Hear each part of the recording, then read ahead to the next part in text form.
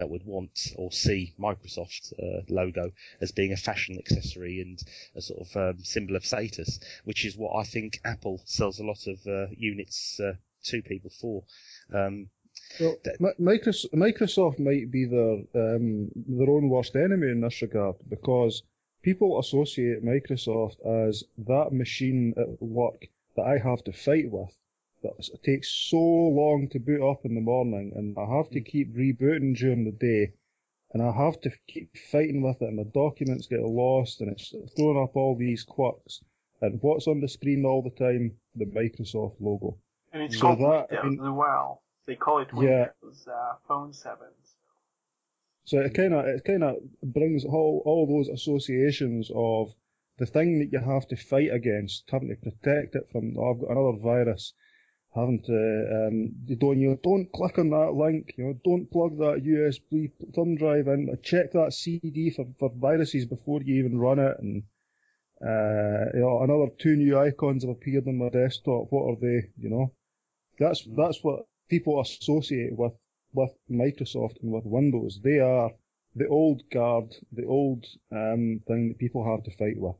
So yeah, you're right. I mean, Apple is a fashion brand, but with phones, I mean, they've got to stand alone. Any gadgets really have to stand alone without any of that backup.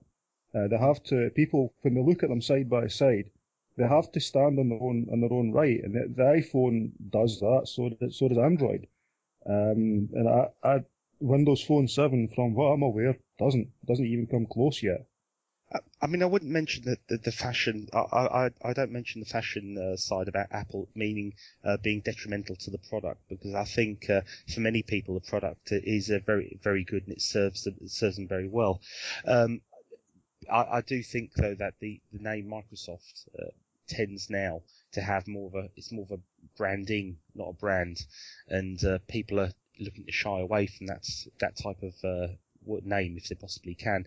Just very quickly, I've got an example of what I think is really an acknowledgement by Microsoft that's the case, and that Microsoft Word has become hideously unfashionable. I'd stumbled across a Twitter account, and it's part of the Twitter account for a website called My Kind of Phone. You look at this site, and it's mykindophone.com. I'll put this on the show links when we publish this. And when you look at the site, it looks like just any other sort of trendy phone site, which is sort of talking in general terms about wallpapers and modifications and different apps and stuff. Until you look down the very bottom, and it says in very, very small letters, and the font, at a guess, or as a rough estimation, would be a Times New Roman font 8. So it's very, very small. It just says copyright Microsoft 2010.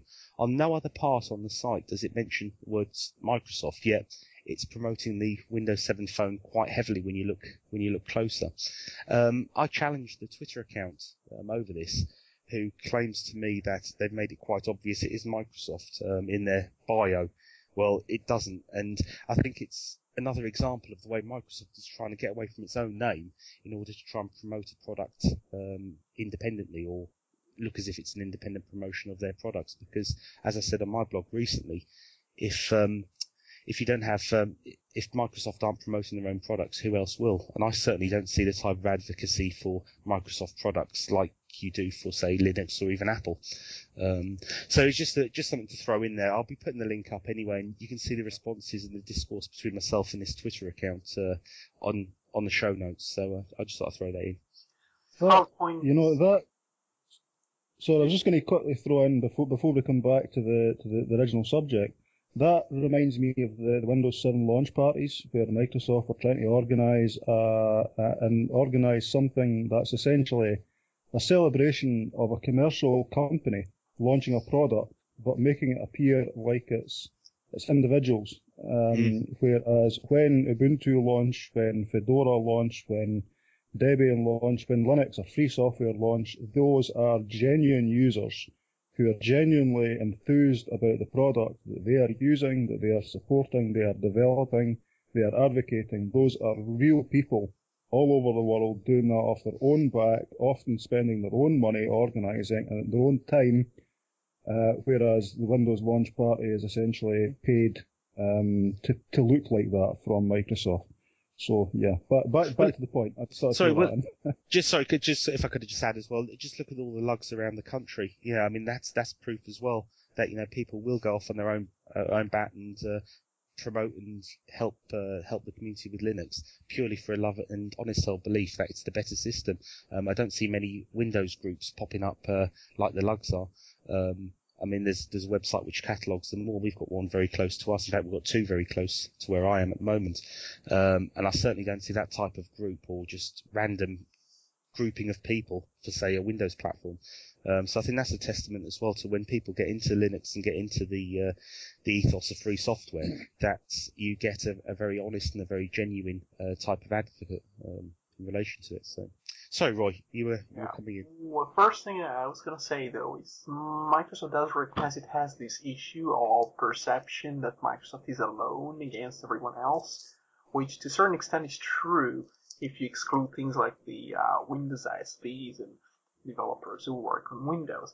But what they try and do now is things like the "it was my idea" sort of campaign for Windows. So the notion that, well, Windows was made for the people by the people. And that's very dishonest PR because, that's basically like saying, well, we changed Vista slightly, we fixed some bugs, and we say that's the people's, they participated in terms of complaining about the operating system. The other thing is they have all these websites and platforms like Codeplex, and they do try to distance these things from the company itself and pretend it's more of a independent thing, a bit like Symbian and Nokia, what they try and do with the Symbian Foundation. And that's kind of a crowdsourcing attempt, but it doesn't exactly work because nobody else participates in the same efforts.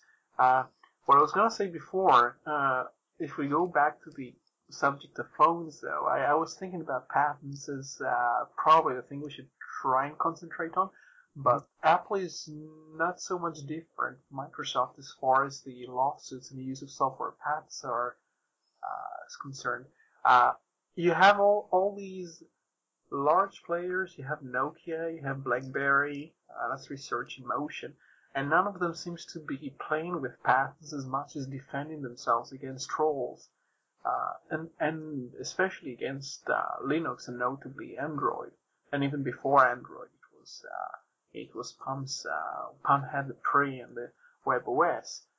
Apple tends to go around and kind of try to threaten companies with lawsuits or use of patents, and this is goes a long way back. And I think with Apple and Microsoft tend to think of themselves as a very competent players with a big portfolio of patents, and they are willing to gain market share by suing Android phone makers, and I think that's the main I think that's the number one issue we have with trying to expand the use of Linux, especially on phones. That's where the growth happens right now.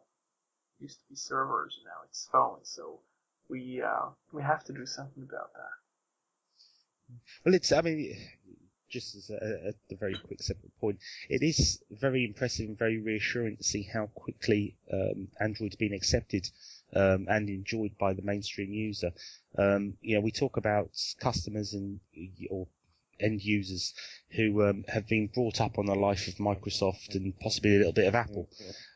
And yet they're embracing Android in a completely new way of working and a completely new way of running their phones. And it seems, obviously, with the sales figures that we just sort of touched, where Android is selling 15 to 1 against Windows Phone, I think it's a very encouraging sign that the mainstream user or end user is wanting Android, wanting a more open operating system. So consider where the money goes to when you buy an Android phone. It could be seen as a bit of a revenue source for Microsoft. So, and this is where it gets kind of complicated. Well, there are already phones that have struck deals with Microsoft, and I think this is Roy's area of expertise, certainly more than mine. I certainly know that HTC have struck such a deal with Microsoft. So that I found out 2 days after I got my HTC Desire. But Roy, if you would sort of go over the companies that the mobile phone companies currently that have got have entered into patent agreement or licensing agreements with We Microsoft. actually